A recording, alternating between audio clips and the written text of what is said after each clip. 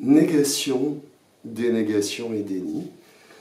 À la demande de l'une d'entre vous, ces quelques minutes autour du concept de déni ou de la notion de déni. Du côté de la négation, on est sur quelque chose de très commun et de très simple. Cet enfant a vidé la moitié du pot de confiture et nous dit « c'est pas moi ». Donc on voit bien que là on est du côté du mensonge, de la volonté de tromperie, mais la négation peut être aussi du côté d'une vérité. Dénégation et déni appartiennent l'un et l'autre au registre de l'inconscient. La dénégation, on est sur quelque chose de relativement commun.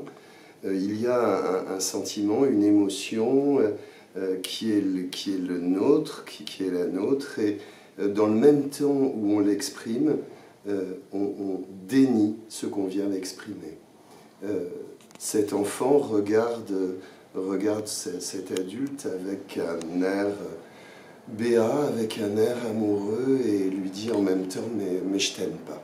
On est dans la dénégation, et on peut imaginer qu'il y a des motifs inconscients à cette dénégation.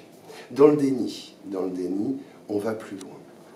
Dans le déni, on bascule complètement dans le registre de l'inconscient, et la psychanalyse regarde le déni comme un mécanisme inconscient, un mécanisme de défense, un mécanisme qui opère pour se protéger de quelque chose qui serait du registre de la souffrance.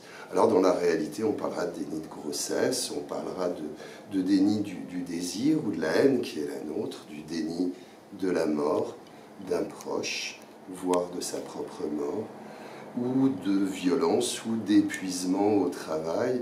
Je dénie, et je suis dans le déni de quelque chose qui me touche profondément. Alors, pourquoi et comment est-ce qu'on peut catégoriser ces types de déni? La psychanalyse, la psychiatrie opère la distinguo entre trois types de déni. Le déni névrotique, celui de vous et moi, celui d'une personne qui est effectivement confrontée à une situation, à une émotion qui lui est insupportable et qui l'écarte, qui le met de côté, et il fait dans la réalité comme si ce fait, il ne le connaissait pas. On a ensuite le déni psychotique, alors là qui est un déni complètement complet de la réalité.